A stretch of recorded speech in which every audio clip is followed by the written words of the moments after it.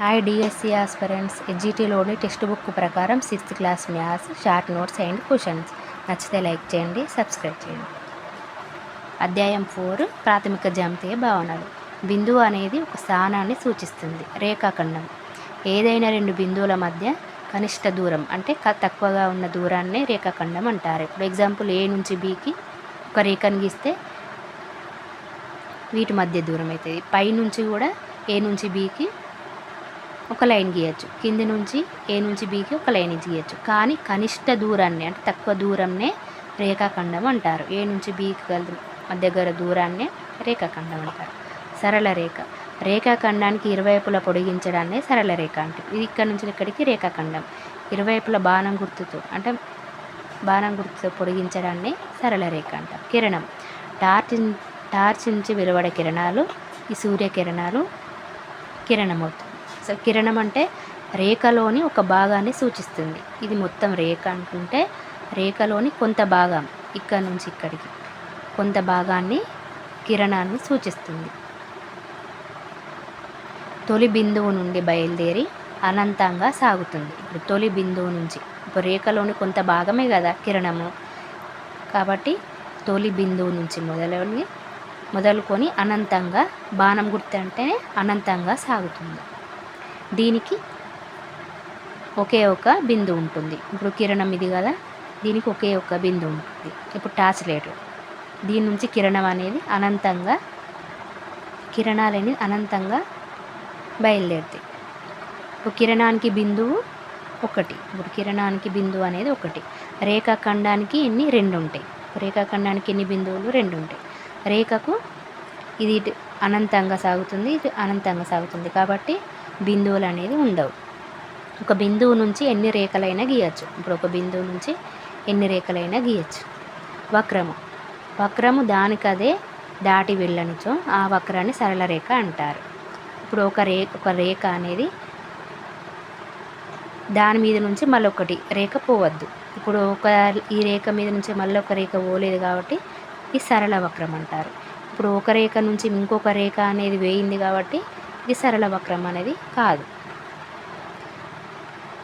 పరిమిత రేఖాఖండాలచే ఏర్పడిన సరళ సంవృత పటాన్ని బహుభుజాలు అంటారు. సంవృత పటం అనేది 3 భాగాలుగా విభజిస్తుంది.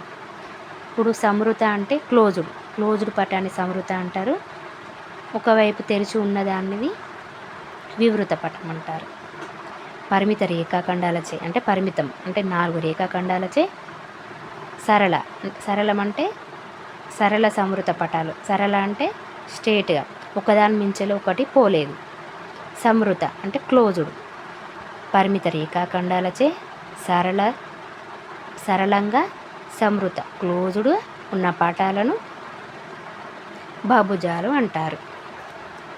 ఈ సంవృత పటం ఈ క్లోజ్డ్ ఉన్న పటమే 3 భాగాలుగా విభజిస్తుంది. ఏవి అంటే ఒకటి అంతరంగా, ఒకటి బాహ్యంగా, ఒకటి సరిహద్దుగా 3 భాగాలుగా విభజిస్తుంది. ఇది సంవృత పటం. కోణము 2 కిరణాలు ఒక ఉమ్మడి బిందువును కలిగి ఉంటాయి. ఇప్పుడు కోణం అనేది 2 కిరణాలను మరియు ఒక ఉమ్మడి బిందువు కలిగి ఉంటుంది. ఇప్పుడు ఇది కోణం అనేది 2 కిరణాలు. ఇప్పుడు ఇక్కడ నుంచి ఒకటి కిరణం, ఇక్కడ నుంచి ఒకటి కిరణం, 2 కిరణాలు బిందువు ఓను కలిగి ఉంటాయి. కోణం అనేది 2 కిరణాలు ఒక కోణాన్ని ఏర్పరుస్తాయి. 2 కిరణాలు అనేది ఒక కోణాన్ని ఏర్పరుస్తుంది. ఇప్పుడు 2 కిరణాలు అనేవి ఈ కోణం యొక్క భుజాలు అవుతాయి.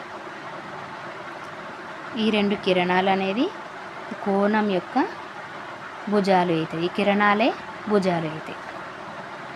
కోణము తలాన్ని 3 భాగాలుగా విభజిస్తుంది. ఇప్పుడు ఈ కోణము ఈ తలాన్ని 3 భాగాలుగా విభజిస్తుంది. ఏంటిది?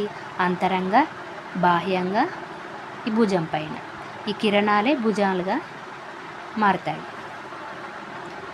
త్రిభుజం 3 రేఖాఖండాలచే ఏర్పడిన సరళ సంవృత పటాన్ని త్రిభుజం అంటారు.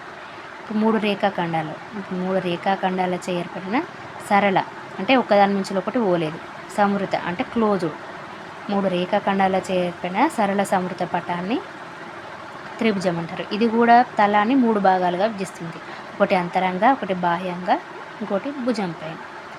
చతుర్భుజం 4 రేఖాఖండాలచే ఏర్పడిన సరళ సంవృత పటాన్ని చతుర్భుజం అంటారు.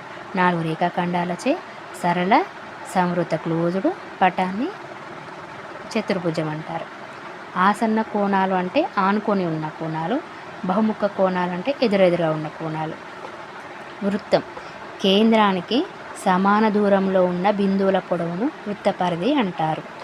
కేంద్రం మధ్యలో ఉన్న కేంద్రం అనుకుంటే దీనికి సమాన దూరంలో ఉన్న బిందువుల పొడవును వృత్త పరిధి అంటారు. కేంద్రం నుండి వృత్తానికి గల దూరాన్ని, ఇప్పుడు ఈ కేంద్రం నుండి ఈ వృత్తం, ఈ మొత్తంది ఏమంటారు? వృత్తం. ఈ వృత్తానికి గల మధ్య దూరాన్ని ఏమంటారు? ఇక్కడి నుంచి ఇక్కడికి ఏమంటారు? వ్యాసార్థం అని అంటారు. కేంద్రం నుంచి మొత్తం చుట్టూ ఉన్నదాన్ని వృత్త పరిధి అంటారు. కేంద్రం నుంచి వృత్త పరిధికి మధ్య గల దూరాన్ని, ఇప్పుడు దీన్ని వ్యాసార్థం అని అంటారు. వృత్త పరిధిలోని ఒక బిందువు నుంచి, ఇది మొత్తం బిందువుల సముదాయం కాబట్టి ఒక బిందువు